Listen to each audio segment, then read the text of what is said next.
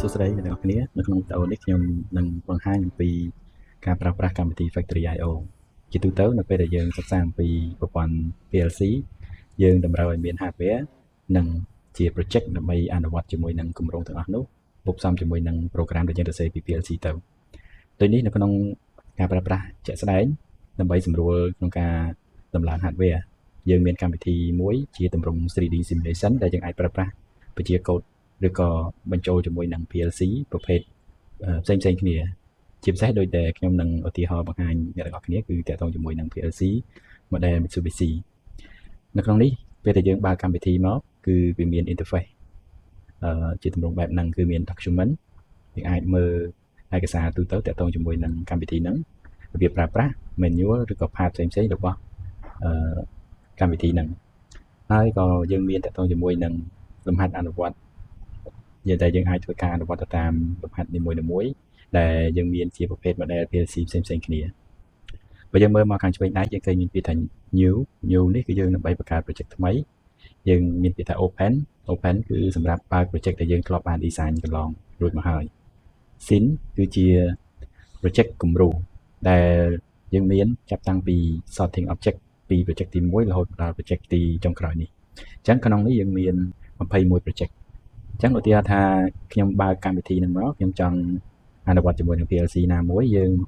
ដើម្បីចំណេញពេលក្នុងការ design ផងដែរនោះយើងអាចយក sin នឹងបានឧទាហរណ៍ខ្ញុំចុចយក sin នៃ project ទី1អញ្ចឹងយើងអាចទទួលបាននៅ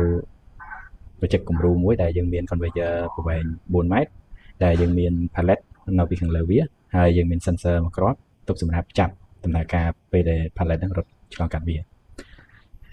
ជាទូទៅនៅក្នុងកម្មវិធីរបស់យើងនេះគឺយើងមានផ្នែកសំខាន់មួយគឺខាងស្ដាំដៃនេះគឺជាតាក់ទងជាមួយនឹង tool អញ្ចឹងនៅក្នុង tool យើងអាច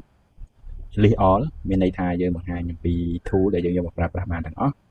ឬក៏យើងអាចយកជាប្រភេទជា item នេះមានដូចជា pallet មានដូចជាប្រអប់ដូចជា spare material raw material អីដែលយើងយកមកគុំគ្នាហ្នឹងយើងអាចយកនៅក្នុងកន្លែង item អញ្ចឹងយើងមាន heavy load part អញ្ចឹងផ្នែកការងារទន់ធ្ងន់ដូចជា conveyor ប៉ុន្តែ conveyor ជាប្រភេទ rollo ហើយយើងអាចយកជាប្រភេទបន្ទុកស្រាលដូចជាខ្សែពាន conveyor ជាទម្រង់ខ្សែពានឬក៏ជា pneumatic ដើម្បីទុកគៀបឬក៏ម៉ាស៊ីនពុំផ្សេងៗហើយនៅក្នុងដែរយើងមាន sensor យើងមាន operator យើងមាន station យើងមាន warning device យើងមាន walkway បាទអញ្ចឹងបើករណីដែលយើងចង់បានឬក៏ design យើងអាចយកទៅតាមផ្នែករបស់វាមួយជាក់ស្ដែងដូច operator នៅក្នុង operator នេះគឺយើងផ្ដោតសំដៅទៅលើទូបញ្ជាយើងអាចយកជា electric switchboard ឬក៏ distribution box របស់យើងនេះយកមកដាក់នៅខាងក្រៅនេះហើយយើងអាចធ្វើការ design ហើយយើងលើកយកប៊ូតុង emergency ឬក៏ pull ដើម្បីយកមកតម្លើងវាបាន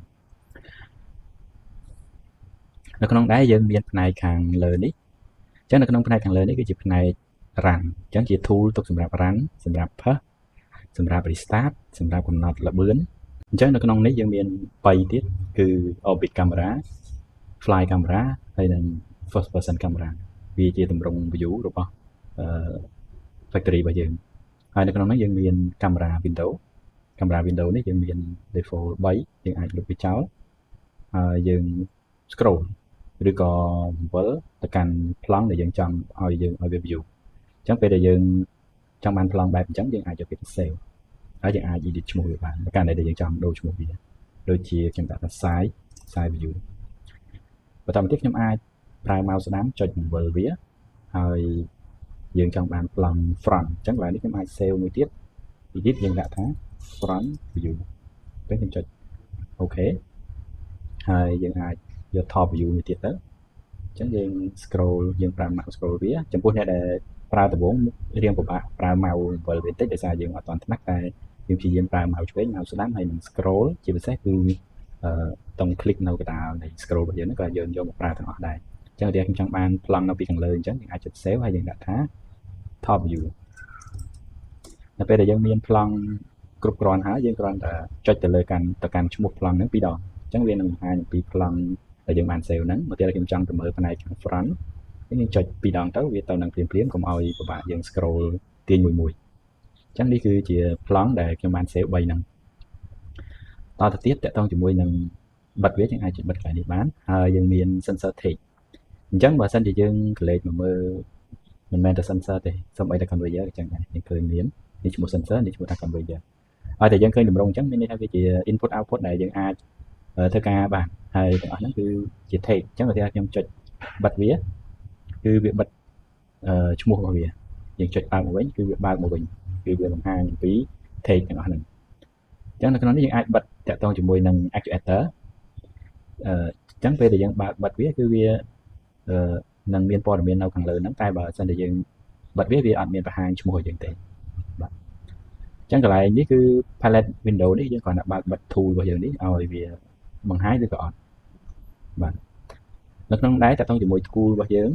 បច្ចុប្បន្នយើងមាន input មួយឈ្មោះថា sensor យើងអាចចុចលើវាទី2យើងអាចចុចលើ conveyor យើងចុចលើវាពេលដែលយើងចុចលើឈ្មោះអក្សរហ្នឹងគឺវា load បង្ហាញនៅលើនេះឲ្យយើងបាទអញ្ចឹងលក្ខណៈរបស់វាទី1កន្លែងនេះគឺជាឈ្មោះយើងអាចដូរបានយើងអាចដូរឈ្មោះបានដោយចុចលើអក្សរហ្នឹងទៅវា load ឲ្យយើងblink cursor ហ្នឹងមកយើងអាចលុបបានដូរបាន sensor ក៏អញ្ចឹងដែរយើងអាចដូរបានយើងអាចដាក់ពាក្យថា reflective sensor អីជាដើមបាទអញ្ចឹងពេលដែលយើងធ្វើការផ្លាស់ប្ដូរវាគឺវានឹងដូរឈ្មោះទៅតាមឈ្មោះដែលយើងបានកំណត់ដែរហើយចំណុចមួយទៀតគឺយើងមើលសញ្ញាវាអញ្ចឹងវាដាក់អក្សរ I ចំពោះ factory IO motor actuator គឺជា input ពីខាងក្រៅមកមានន័យថាវាចាំពី PLC បញ្ជាវាមកវាដើរតួជាជើងមួយសម្រាប់ឲ្យគេបញ្ជាអញ្ចឹងវាជា input ហើយនៅក្នុងហ្នឹងយើងឃើញមានពាក្យយើងឃើញមានសញ្ញានេះគឺជាសញ្ញាអំពីដំណើរការរបស់វាបើសិនជាខ្ញុំឃើញសញ្ញាវាអញ្ចឹងមានន័យថាវាអត់មានបញ្ហាទេយើងអាចចុចលើវាចេញជាសញ្ញារៀងរន្ទះឬក៏ខ្ញុំចុចមួយទៀតគឺវាចេញជាសញ្ញាបើកអញ្ចឹងនៅពេលដែលខ្ញុំចុចបិទមានន័យថាឲ្យតែមាន input បញ្ជាមកវាដើរធម្មតាតែបើសិនជាខ្ញុំចុចសញ្ញារន្ទះគឺកន្លែងហ្នឹងគឺយើងចង់ឲ្យទិន្នន័យហ្នឹងគឺបញ្ច្រាស់មានន័យថាធម្មតាពេលដែលយើងឲ្យមក1វាធ្វើការយើងឲ្យ0វាអត់ធ្វើការវិញអញ្ចឹងអានោះបញ្ច្រាស់ឬខ្ញុំចុចចំហមានន័យថា input ចូលមកយ៉ាងណាក៏វានៅតែមិនធ្វើការដែរព្រោះយើងបានបើកវាចំហបាទជាទូទៅគឺយើងយកសញ្ញាភ្ជាប់អញ្ចឹងចំពោះ sensor ដូចគ្នាដែរវាមានជាសញ្ញារង្វង់នេះគឺតំណាងឲ្យ output តែសូមបញ្ជាក់ថា sensor ជាទូទៅវា input ប៉ុន្តែកន្លែងនេះគឺចង់ផ្ដោតទៅលើការបញ្ជាពី PLC អញ្ចឹងបញ្ជាពី PLC sensor វាមានតួនាទីជា output ចេញទៅផ្ដល់ទៅឲ្យ PLC បាទអញ្ចឹងបើករណីដែលយើងចង់បិទវាជួនកាលគ្រឿងយើងច្រើនយើងចង់ខ្វែងវាយើងអាចចុចខ្វែងវាមកវាបាត់ទាំង pop up window នឹងវិញឬក៏យើងចង់បង្ហាញវាយើងចុចវាមកវិញមកគឺវា load មកវិញឲ្យយើងអូខេអញ្ចឹងឥឡូវខ្ញុំចង់ឲ្យវាដំណើរការដោយមិនបាច់មាន PLC ទេនៅក្នុងនេះយើងអាចចុចលើ input ហ្នឹងមកយើងឃើញមានពណ៌ខៀវយើងឃើញពណ៌ខៀវមានន័យថាជាទម្រង់ force មានន័យថាយើង